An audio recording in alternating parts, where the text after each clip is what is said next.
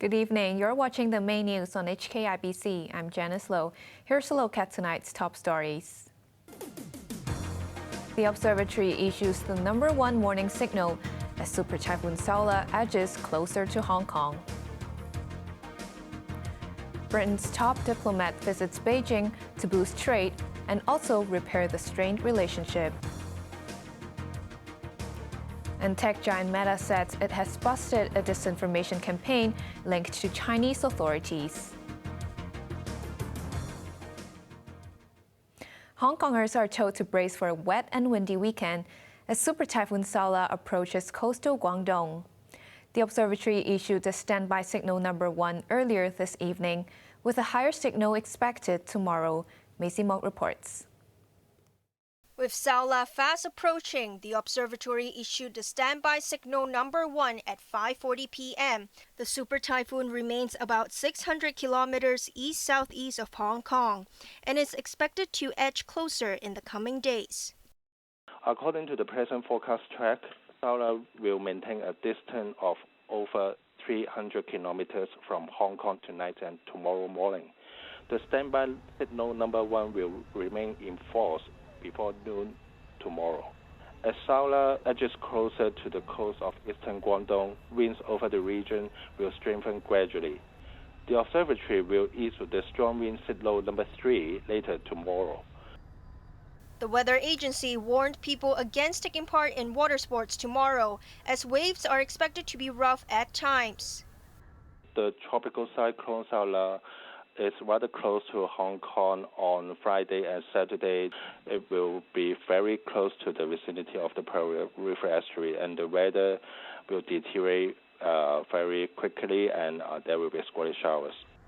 Conditions are only expected to improve in the latter part of next week. Maisie Mock, HKIBC. An 80-year-old woman died after she was allegedly stabbed during a fight at a community health center in Kwun Tong. Police rushed to the center at around 3 p.m. after receiving reports that a brawl broke out between two women inside the washroom. The elderly woman was already unconscious when officers arrived. She was declared dead at United Christian Hospital later. The other woman, who is 57, was also hospitalized. She has since been arrested. It was a smooth experience for more than 1,000 cruise passengers disembarking at Kai Tak today. But the recent fiasco at the cruise terminal prompted Executive Council convener Regina Ip to launch a scathing attack on tourism chief Kevin Yeung. Macy Monk reports. With 1,500 passengers, Resorts World 1 was the latest vessel to dock at Kai Tak Cruise Terminal this morning. Unlike previous weeks when the government arranged free shuttle buses to tourist hotspots such as Tsim Sha Tsui and Mong Kok, visitors today had to rely on public transport. But this local resident welcomed the move, saying taxpayers' money should not be used this way. He also felt there were enough buses and taxis for cruise passengers. This taxi driver also applauded the cancellation of shuttle buses, saying it was good for his trade. Most passengers were able to hop on a taxi immediately, compared to waiting times of up to 40 minutes in the past. To lure cabbies to the remote terminal, $50 gas vouchers are dished out at the taxi stand. Tourism Minister Kevin Yeung had earlier said that the government could not always intervene, but Executive Council convener Regina Ip lashed out at the top official, accusing Yeung of trying to shirk responsibility.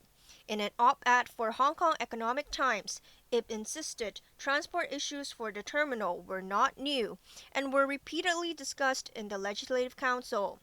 She also questioned why the Tourism Commission failed to plan ahead of time or apply common sense when arranging transport for visitors.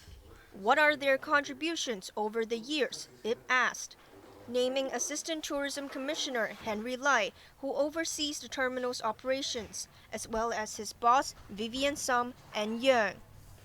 She urged the officials to turn up at a special LegCo meeting later and answer lawmakers' queries. Ms. Mock, HKIBC. British Foreign Secretary James Cleverly has kicked off his visit to China in a bid to shore up ties and diffuse tensions. He met Vice President Han Zheng in Beijing and stressed the importance of face-to-face diplomacy to avoid misunderstanding. Chloe Feng reports. Fending off opposition at home, James Cleverly embarked on a visit to China to work out differences between the two sides.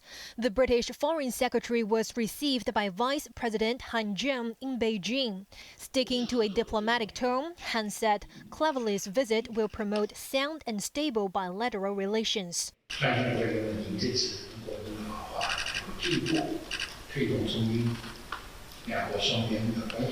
He added that trade between the two sides will certainly see new progress through mutual respect and pragmatic cooperation. Cleverly, in response, stressed the need for face-to-face diplomacy. It is important that countries like ours meet and speak face-to-face on regular occasions to enhance understanding, to avoid misunderstanding, and to address the challenges and differences of opinion. The most senior British official to visit China in 5 years, Cleverly's mission is to repair fractured Sino-UK ties. For years, the two sides have traded barbs on matters ranging from Hong Kong to human rights. Later in the day, Cleverly met with his Chinese counterpart, Wang Yi, with the pair expected to touch on the Ukrainian war. Cleverly's trip could also set up a meeting between President Xi Jinping and British Prime Minister Rishi Sunak at the G20 summit next month.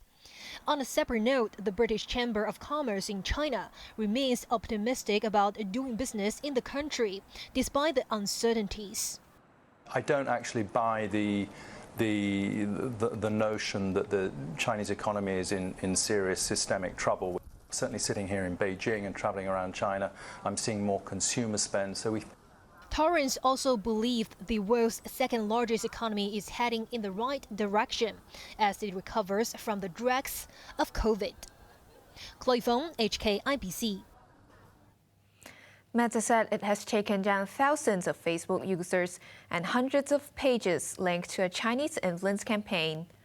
The social media giant claimed the accounts form a massive network that spreads positive commentary on China and criticizes Western foreign policies. In its latest security report, Meta revealed that it has taken down over 7,700 Facebook accounts, 900 pages, 15 groups, and more than a dozen Instagram accounts for their coordinated, inauthentic behavior. The social media giant found that the network was linked to a China-based spamouflage operation. Inspectors believe the foreign influence campaign, spanning dozens of platforms including TikTok and X, or formerly known as Twitter, was the largest ever to be busted. Meta executives went on to say that the uncovered network amassed some 560,000 accounts on its Facebook pages, although most of them were fake accounts. The report added that the accounts were trying to spread a positive image on China, including the Xinjiang region, whilst also criticizing the United States and Western foreign policies. When asked about the incident, Foreign Ministry spokesman Wang Wenbin said that he was not aware of the details of the report. 一些人员和机构频频通过社交媒体平台对中国发起造谣运动。 But he hoped Meta can truly screen out lies and effectively remove disinformation related to Beijing. The incident is not unique to China alone for Meta. Last year, the Pentagon was pressured into reviewing its clandestine operations done through Facebook and Twitter, following leaked reports. India has also been labeled by social media companies as a hotspot for political misinformation. Millions of accounts are regularly removed in the country. Londoners already struggling with the cost of living crisis now have more to worry. The city government has expanded a levy on aging vehicles, with an additional 5 million people now covered by the scheme. Raymond Young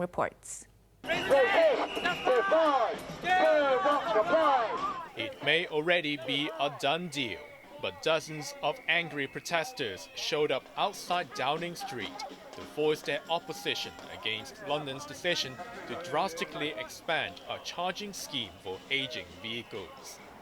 First implemented in 2019, the Ultra-Low Emission Zone, or ULEZ, charges non-compliant vehicles a daily fee of £12.50, or $16. From Tuesday, the levy has been expanded to all of Greater London, where an estimated 700,000 vehicles with pre-Euro 4 emission standards are still on the road. I use the car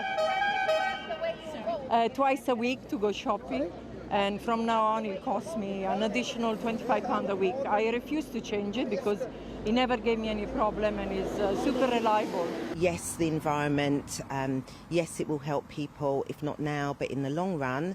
But what does that look like in terms of impacting people now? And I think it's going to be massive with all the bills going up. I mean, I can't afford to, at the moment. If I go out every day and I've had it, my money's, I only get a pension, that's it. And actually, I think Londoners want to see clean air in our city. They want to see their leaders taking bold action. What they don't want is politicians for short-term political gain playing politics with public health and the climate emergency. But Transport Secretary Mark Harper slammed the plan as merely a money grab, saying the scheme will have negligible impact on improving air quality. Prime Minister Rishi Sunak insisted he was on the side of the motorist. Disagree with what the mayor is doing. I think people and families are struggling with the cost of living. That's obvious to everyone. Responding to the backlash, the London government is giving a 4-year grace period to people with disabilities, while subsidies will be offered to those who wish to scrap their old cars. Raymond Yang, HKIBC.